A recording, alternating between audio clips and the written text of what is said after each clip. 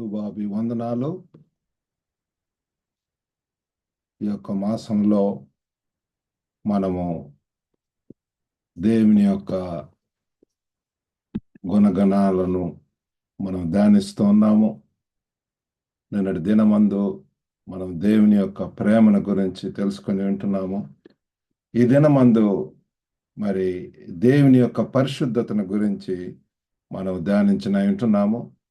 నేటి దినము కొనకై ఏర్పాటు చేయబడినటువంటి పాఠ్య భాగము ఏషియా 6వ అధ్యాయము 3వ వచనము. వారు సైన్యముల అధిపతి యగు యెహోవా పరిశుద్ధుడు, పరిశుద్ధుడు, పరిశుద్ధుడు, సర్వలోకము ఆయన మహిమతో నిండి ఉన్నది అను గొప్ప స్వరముతో గాన ప్రతిగానములు చేయుచుండిరి. దేవునికి స్తోత్రములండి. మరి దేవునిలో ఉన్నటువంటి మరి యొక్క అత్యంత ప్రాముఖ్యమైనటువంటి గుణము ఏంటి అంటే మరి ఆయన పరిశుద్ధుడైనటువంటి దేవుడు. మరి ఈ యొక్క పరిశుద్ధతను మనం అర్థం చేసుకోవటం ఎట్లా? ఈ పరిశుద్ధత ఇక్కడ మనం చూసినట్లయితే 3 సార్లు ఒక్కానించడం జరుగుతుంది. పరిశుద్ధుడు, పరిశుద్ధుడు, పరిశుద్ధుడు. మరి హీబ్రూ భాషలో 3 సార్లు అది చెప్పారు అంటే దాని యొక్క తీవ్రతరం మనము అర్థం చేసుకోవచ్చు. దాని యొక్క ప్రాముఖ్యత అంటే దేవుడు అత్యంతమైనటువంటి పరిశుద్ధుడు అని, మరి అన్ని సృష్టిలోనూ అలాగనే పాపాల నుండి వేరుగా ఉన్నట్లుగా మనము ఇది సూచిస్తుంది. పరిశుద్ధత అనేది దేవుని యొక్క నైతిక స్వచ్ఛతను మరియు పాపం నుండి పూర్తిగా విడిపోవటాన్ని సూచిస్తుంది. అంటే దేవుడు పరిపూర్ణుడు. 1 యోహాను 1:5లో ఏముందంటే ఆయనలో చీకటి ఎంత మాత్రము లేదు అని చెప్పి మనం తెలుసుకుంటున్నాము. ఆయన వెలుగుమయుడు, ఆయనలో ఏ మాత్రం కూడా చీకటి లేదు. అటువంటి గొప్ప దేవుణ్ణి మనము ఆరాధిస్తున్నాము. మరి ఇక్కడ ఈ యొక్క పరిశుద్ధతను, ఈ యొక్క పరిశుద్ధుడు మరి యెషయా ప్రవక్త మరి ఆ భక్తుడు మరి ఆ శరాపులు వారు మరి ఏ రీతిగా అయితే పరిశుద్ధుడు పరిశుద్ధుడు పరిశుద్ధుడు అని గాన ప్రతిగానములతోటి వారు స్తుతిస్తూ వారు చెప్పుచున్నప్పుడు మరి ఈ యొక్క పరిశుద్ధతలో అండి మరి ఏంటి అంటే ప్రతిస్పందన ఉంటది. ఎప్పుడైతే మనం దేవుని గురించి వింటామో ఆ దేవుని యొక్క గొప్ప కార్యాలను మనము మరి వింటామో దానికి ప్రతిస్పందన ఉంటది. మన యొక్క జీవితాల్లో కూడా ఎప్పుడైతే వినటం వలన విశ్వాసం వస్తుంది.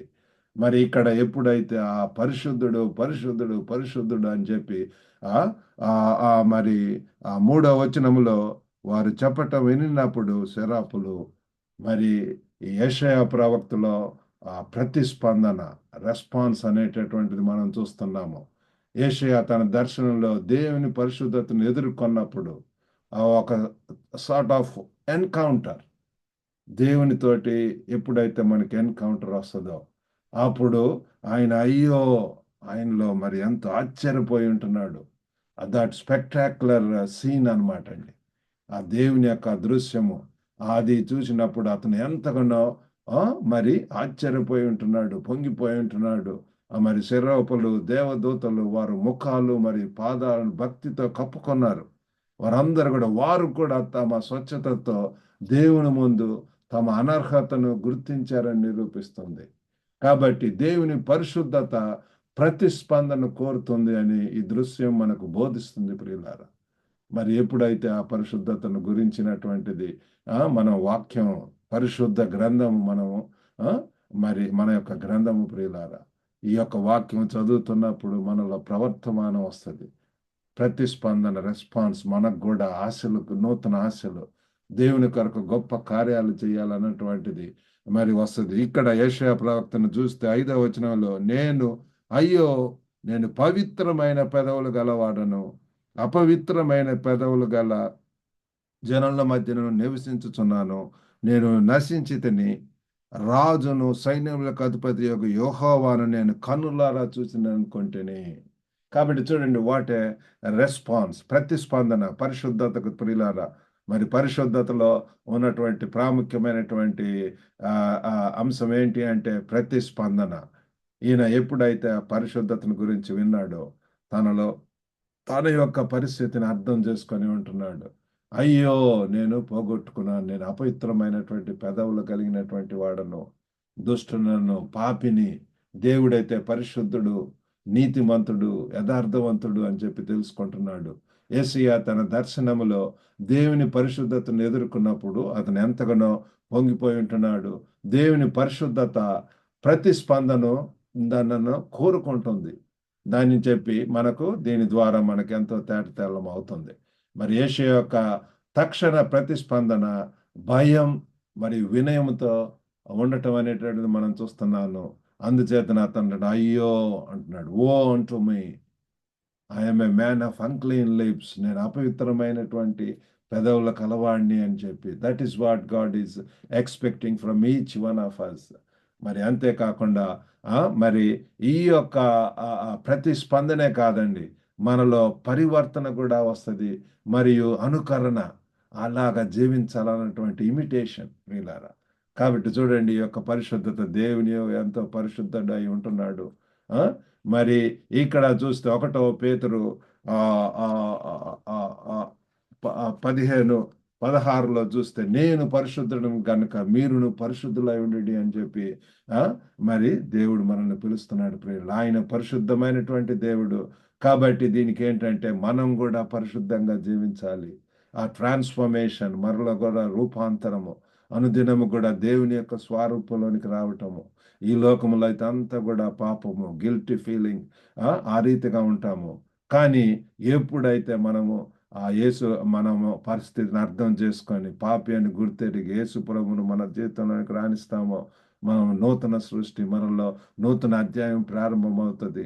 మరి మనలో పరివర్తన చెందటం అనేటువంటిది, పరిశుద్ధుడిగా జీవించాలనేటువంటి ఆశలు మనకు కలుగుతాయి. ఆ రీతిగా దేవుడు మనల్ని జీవించడానికి సహాయం చేస్తాడు. మరి దీని ద్వారా కూడా మరి ఏంటి అంటే ఆ ఆ మనం కూడా ఆ రీతిగా జీవించాలని.